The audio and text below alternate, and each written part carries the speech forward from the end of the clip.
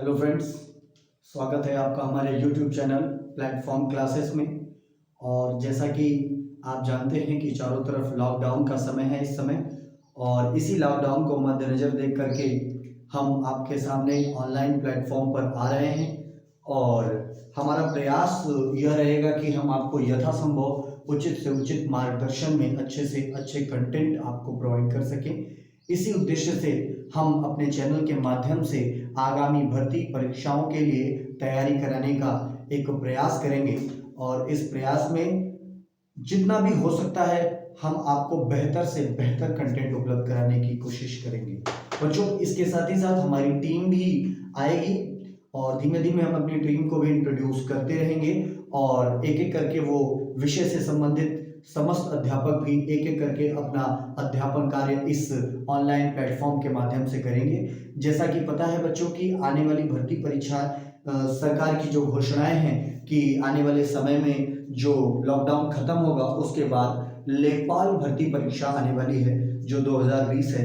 लगभग 5200 पद लेखपाल के सुसृजित किए जा चुके हैं, और इन्हीं 5200 पदों के विषय में आज हम आपको चर्चा करने आए हैं और आपको बताएंगे कुछ विशेष रूप से लेखपाल के लिए होता क्या है।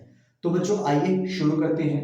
देखिए बच्चों, ये जो लेखपाल भर्ती परीक्षा 2020 है, इस लेखपाल भर्ती परीक्षा 2020 में जो है 5200 पद सुसृजित किए गए हैं। हालांकि ये जो परीक्षा है वो पहले ही आ जाती, 2019 में ही आ जाती, लेकिन चूंकि कुछ विवादों के कारण यह भर्ती थोड़ा लेट हो रही। एक्चुअली क्या था कि ये जो लेखपाल है बच्चों, मैं आपको बता दूं कि मुख्य रूप से ये राजस्व लेखपाल का पद है। कैसा है? राजस्व लेखपाल। लेकिन दो प्रकार के लेखपाल होते हैं, एक लेखपाल चकबंदी भी होता है, आपको मैं बता दूं, एक लेखपाल चकबंदी भी होता है और एक राजस्व। लेकिन जो ये पद है वो राजस्व लेखपाल का पद है, और इससे पहले ये राजस्व लेखपाल की भर्ती जो हुई थी वो 2015 में हुई थी। 2015 में इसे संपन्न कराया गया था, लेकिन उस समय राजस्व विभाग इस भर्ती को कराता था। लेकिन अब जो है इस लेखपाल को UP triple SC, Uttar Pradesh सब ऑर्डिनेट सिलेक्शन कमीशन, इसको कराएगा। यूपी ट्रिपल एससी इस परीक्षाओं को कराएगा, क्योंकि समूह ग की ये परीक्षा है और इससे संबंधित सारी परीक्षाओं को यूपी ट्रिपल एससी को सौंप दिया गया है। और अब देरी नहीं है, और अब लेखपाल की परीक्षा बहुत जल्दी लॉकडाउन के बाद पक्का है, श्योर है कि आ गई है, और इसी के लिए तैयारी में आज से आपको लग जाएगी। आइए आपको लेखपाल के विषय में कुछ विवरण हम आपको देते हैं। और बच्चों देखिए, लेखपाल जो भर्ती परीक्षा है इसमें जो कुल प्रश्न आएंगे वो आएंगे कितने प्रश्न? 100 प्रश्न। और 100 प्रश्नों के लिए जो निर्धारित अंक भी हैं वो 100 अंक ही हैं। बच्चों मैं आपको बता दूं कि इससे पहले जो 2015 की लेखपाल भर्ती परीक्षा थी उसमें बच्चों 80 क्वेश्चन 80 नंबर के आते थे, और उसमें 20 नंबर का इंटरव्यू भी होता था, साक्षात्कार भी होता था। लेकिन मैं आपको बता दूं कि समूह ग और घ की सभी भर्तियों में साक्षात्कार को पूरी तरीके से समाप्त कर दिया गया है, इसलिए अब ये साक्षात्कार होगा नहीं। तो बच्चों 100 अंक का पेपर हो जाएगा, और टोटल 100 अंक 100 प्रश्न हो जाएंगे इस पेपर में, जिसमें बच्चों आपकी सामान्य हिंदी जो अब पहले 20 अंक की आती थी अब आती है 25 प्रश्न रहेंगे, और 25 अंक का भी होगा। सेम उसी तरह से गणित भी रहेगा, 25 प्रश्न और कितने अंक के रहेंगे? 25 अंक। सामान्य ज्ञान आपको बात मालूम ही है, सामान्य ज्ञान 25 प्रश्न और ये भी 25 अंक का होगा। जो इसमें स्पेशल टॉपिक है लेखपाल में, वो सबसे स्पेशल टॉपिक है ग्राम समाज एवं विकास, और यह भी 25 प्रश्न का होगा। बच्चों ज्यादातर बच्चे हिंदी गणित कर लेते हैं, सामान्य ज्ञान भी कर लेंगे, लेकिन बच्चों को ये नहीं समझ में आता कि ये है क्या, ग्राम समाज और विकास है क्या, कैसा है, क्या होगा, इसमें क्या आने वाला है। इसी के लिए हम ये वीडियो लाए हैं ताकि आपको बेहतर तरीके से समझाया जा सके कि व्हाट इज दिस, ग्राम समाज और विकास है क्या। बच्चों देखिए, इन तीनों के बारे में तो आपको बेहतर जानकारी होगी कि किस तरीके के प्रश्न, जैसे हिंदी में रस, अलंकार, छंद, वाक्यांश के लिए शब्द, गणित में आपके मिक्सचर है, एलिगेशन है, प्रॉफिट है, लॉस है, ऐसे। और सामान्य ज्ञान में आपको इतिहास है, भूगोल है, संविधान है, ये सब चीजें करंट अफेयर की चीजें हैं। लेकिन ग्राम समाज और विकास 25 प्रश्न आ रहे हैं, बहुत इंपॉर्टेंट है। और यदि आप इसका बेहतर अध्ययन नहीं करेंगे तो आपको सफलता नहीं मिल पाएगी बच्चों। आइए हम आपको प्रकाश डालते हैं कि ग्राम समाज और विकास में किस तरीके के प्रश्न या किस तरीके के टॉपिक आएंगे।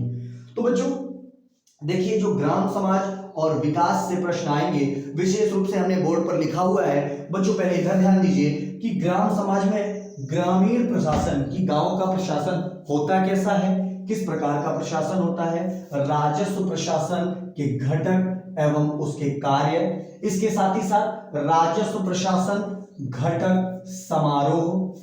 मैं आपको टॉपिक वाइज बता रहा हूं कि किस किस प्रकार का टॉपिक इसमें आने वाला है या किस किस के टॉपिक से रिलेटेड हमें अध्ययन करना है बच्चों।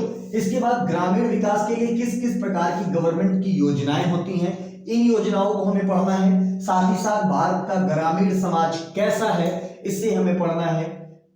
इसके साथ ही साथ ग्रामीण में या गांव में रोजगार के क्या क्या स्रोत हो सकते हैं, या जैसे स्वयं सहायता समूह है, या स्वर्ण जयंती ग्राम स्वरोजगार योजना जो सरकार की एक महत्वाकांक्षी परियोजनाएं हैं। इसके साथ ही साथ ग्रामीण सामाजिक परिवर्तन, इसके साथ ही साथ जनसंख्या, उत्तर प्रदेश विशेष भी हमें पढ़ना है। और ये सब टॉपिक आएगा किसके अंतर्गत, ग्राम समाज एवं विकास के अंतर्गत। और भी टॉपिक है, आइए हम आपको बताते हैं बच्चों। देखिए इसमें जो है बच्चों वो कृषि, जैसे आप इधर ध्यान दीजिए, इधर में जैसे कृषि का महत्व क्या, एग्रीकल्चर का क्या महत्व हो सकता है, क्या इंपॉर्टेंस हो सकता है, उससे रिलेटेड टॉपिक, या भारत में गांव का विकास किस प्रकार से सरकार, केंद्र सरकार, राज्य सरकार मिलकर के गांव का विकास करने में अपनी महत्वपूर्ण भूमिका निभाती है। खाद्यान्न उत्पादन, किस प्रकार के खाद्यान्न है, रबी की फसल है, जायद की फसल है, खरीफ की फसल है, इनका उत्पादन कैसे होता है, कितने मीट्रिक टन में होता है, कैसे कैसे चीजें ये। और एक इंपॉर्टेंट टॉपिक जो है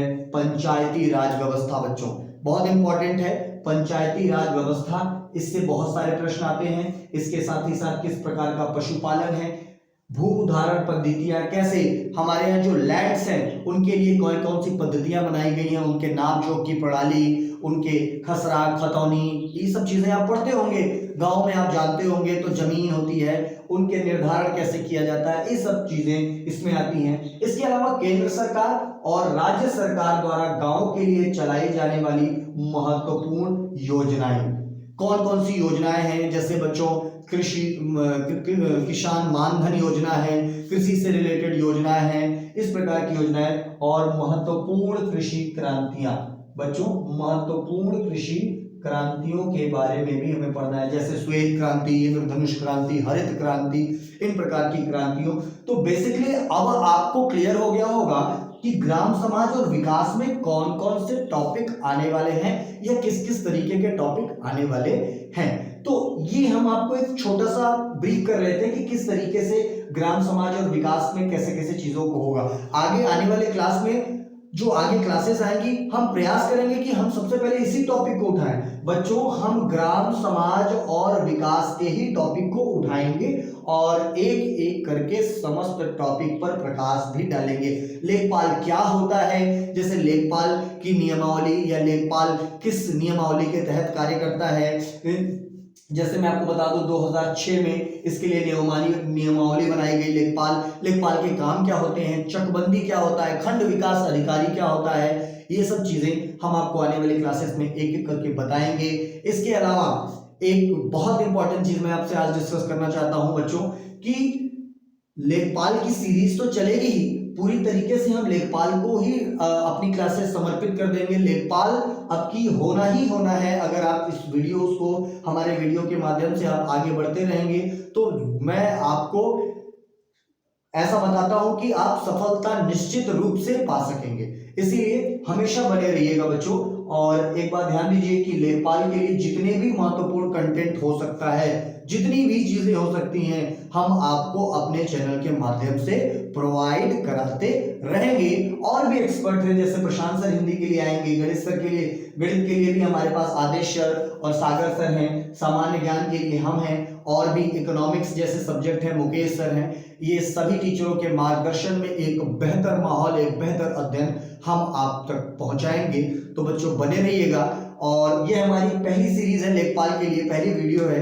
तो आपसे गुजारिश होगी कि आप हमारे चैनल को सब्सक्राइब जरूर करें, लाइक दें, और आने वाले समय में हम आपके लिए बेहतर से बेहतर वीडियो प्रोवाइड करते रहेंगे। इसलिए बच्चों थैंक यू, धन्यवाद, जय हिंद।